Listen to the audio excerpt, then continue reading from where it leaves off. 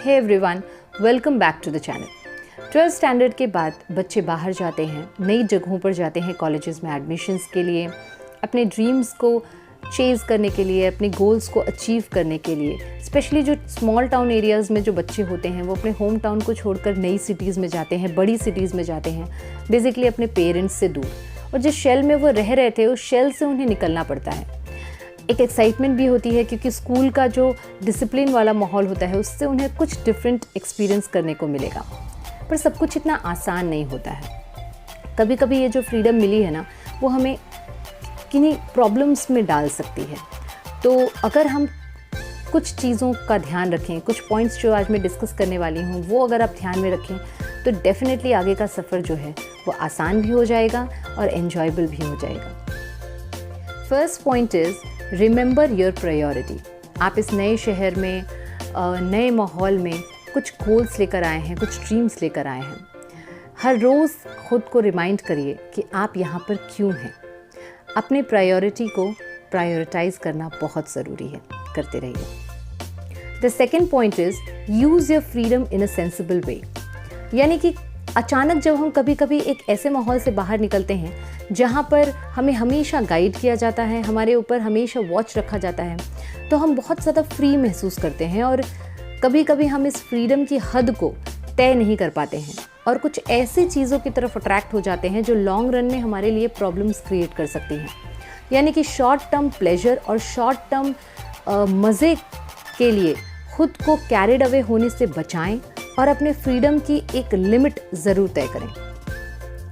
जो तीसरी बहुत इंपॉर्टेंट चीज़ है वो है stay connected with your family. ये बहुत इंपॉर्टेंट है। आपके जो पेरेंट्स हैं, सिबलिंग्स हैं, जिनसे आप दूर आए हैं, तो उनको ये जानने का पूरा हक है कि आप कैसे हैं, क्या चल रहा है आपकी लाइफ में। और अगर आप उन्हें हमेशा अपडेट करते रहेंगे तो वो भी टेंशन फ्री रहेंगे और आपको भी एक अपनापन महसूस होगा। और साथ में एक बहुत इंपॉर्टेंट चीज़ ये है कि अपनी डिटेल्स को किसी न किसी एक ट्रस्टवर्दी पर्सन के साथ हमेशा शेयर कीजिए। आपके दिमाग में क्या चल रहा है, आप कौन से प्रॉब्लम्स को फेस कर रहे हैं।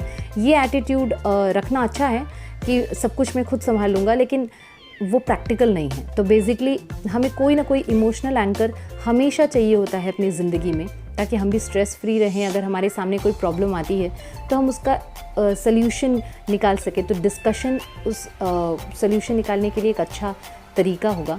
तो शेयर करिए अपनी डिटेल्स को किसी न किसी एक ट्रस्टवर्दी पर्सन के साथ, हो सके तो अपने पेरेंट्स के साथ। जो फोर्थ पॉइंट है वो है चूज़ योर फ्रेंड्स वाइजली। यानी एक नया सफ़र है, नई जगह है, बहुत सारे ऐसे लोगों से मुलाकात होगी जो बहुत अच्छे होंगे, कुछ ऐसे लोगों से भी मुलाकात होगी जो गलत राह पर लेकर जाएंगे, पर बहुत ही पोलाइटली। पता नहीं चलेगा कि वो उनकी क्या इंटेंशन है, क्या मंशा है, ये समझ में नहीं आएगा। तो सही गलत की पहचान करने की जो विजडम है उसको डेवलप करना बहुत इम्पॉर्टेंट है। और याद रखिए कि सही गलत की पहचान करिए और अपने दोस्त हमेशा समझदारी से चुनिए। जो फिफ्थ पॉइंट है वो फोर्थ पॉइंट के बहुत क्लोज है और वो है डोंट ट्रस्ट एनीबॉडी ईजिली। यानी कि जो ट्रस्ट है, जो भरोसा है, वो दुनिया का सबसे महंगा सामान है, सबसे महंगी चीज़ है। किसी को भी उसे फ्री में मत दीजिए, सामने वाले को उसे अर्न करने दीजिए। सबसे ज़्यादा भरोसा अगर किसी चीज़ पे कीजिए तो वो है अपने सेंसेस की विजडम पर। देखिए, मैं ये बिल्कुल भी नहीं कह रही हूँ कि सामने वाले पर हमेशा शक करते रहिए, ऐसा मैं बिल्कुल नहीं कह रही हूँ। लेकिन रेड फ्लैग्स को पहचानिए और हमेशा सतर्क रहिए। जो नेक्स्ट पॉइंट है, जो सिक्स्थ पॉइंट है, वो बहुत ही सेंसिटिव है और वो है don't try to be someone else. कभी कभी एक नए माहौल में एडजस्ट करने के लिए, एक ग्रुप का हिस्सा बनने के लिए हम दूसरों की तरह बिहेव करने लगते हैं, उन लोगों की तरह बिहेव करने लगते हैं। कभी कभी बहुत कूल दिखने के लिए हम खुद को खो देते हैं। मैं सजेस्ट करूँगी कि ऐसा बिल्कुल भी मत करिए। Be proud of who you are. अपने अंदर की आवाज़ को सुनिए।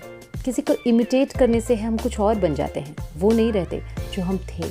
अपने रियल सेल्फ को बचा कर रखिए। देखिए, किसी के सो कॉल्ड स्टेटस को मैच करने के लिए हमें ये सब करने की ज़रूरत नहीं है। हमें अपने सर्कमस्टांसेस देखते हुए अपने डिसीजंस लेने हैं। खुद को देखते हुए, अपने माहौल को देखते हुए हमें एक डिसीजन लेना है।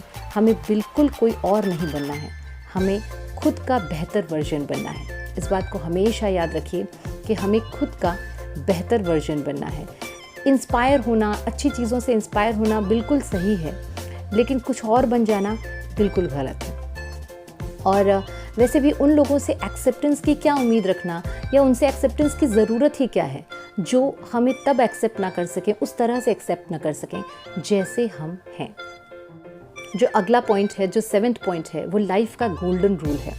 वो है wait and watch for 1 year. जल्दबाजी से बचिए। जल्दबाजी में लोगों को और सिचुएशंस को जज करने से बचिए। पेशेंस रखिए और आप देखेंगे कि आपके सामने बहुत सारे मैजिकल ट्रांसफॉर्मेशंस हो रहे हैं।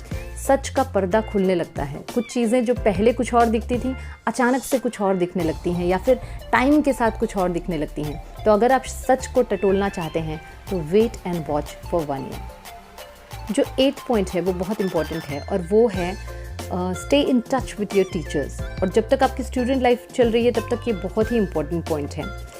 अपने टीचर्स के साथ टच में रहिए। इससे आपको पढ़ाई में तो हेल्प मिलेगी ही, ऑब्वियसली।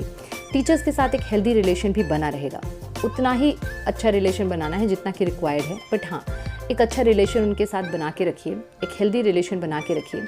इससे जब भी आपको एक फेवर की ज़रूरत होगी, या आपको जब भी एक नेसेसरी हेल्प की ज़रूरत होगी, तो वो आपको ज़रूर प्रोवाइड करेंगे। जो लास्ट पॉइंट है, जो 9th पॉइंट है, वो आपके हेल्थ से रिलेटेड है, और वो है ईट well and remain stress free. यानी कि आप जानते हैं कि एक हेल्दी बॉडी में ही एक हेल्दी माइंड रहता है। तो माइंड भी हेल्दी रहना चाहिए और साथ में आपकी बॉडी भी हेल्दी रहनी चाहिए। तो उसके लिए आप जब अपने पेरेंट्स की छत्र छाया से बाहर निकल चुके हैं तो आपको खुद की रिस्पॉन्सिबिलिटी लेनी पड़ रही है।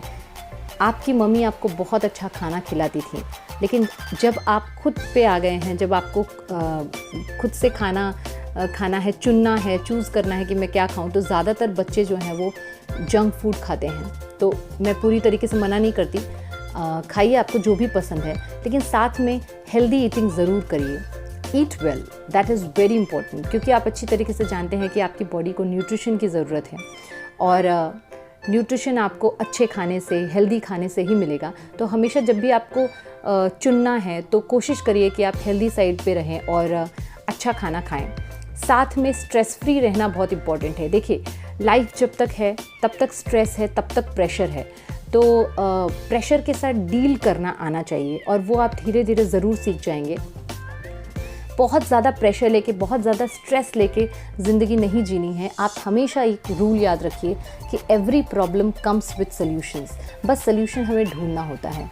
तो कोशिश करिए कि सॉल्यूशन ढूंढिए। अपने एटीट्यूड में थोड़ी सी पॉजिटिविटी हम लाएंगे तो हम सॉल्यूशन ओरिएंटेड ज़रूर हो जाएंगे। प्रॉब्लम को ना देखकर सॉल्यूशन को देखना, ये बहुत इम्पॉर्टेंट है, और इससे हम एक स्ट्रेस फ्री ज़िंदगी जी सकते हैं, खुश रह सकते हैं, हेल्दी रह सकते हैं, जो कि बहुत बहुत बहुत इम्पॉर्टेंट है आपके लिए भी, आपकी फैमिली के लिए भी, सबके लिए। तो बेस्ट ऑफ लक आपको आपकी नई ज़िंदगी के लिए। अगर आपको वीडियो पसंद आया हो तो वीडियो को लाइक करिए, शेयर कीजिए, और चैनल को सब्सक्राइब करना बिल्कुल मत भूलिए। तब तक के लिए keep learning and keep growing.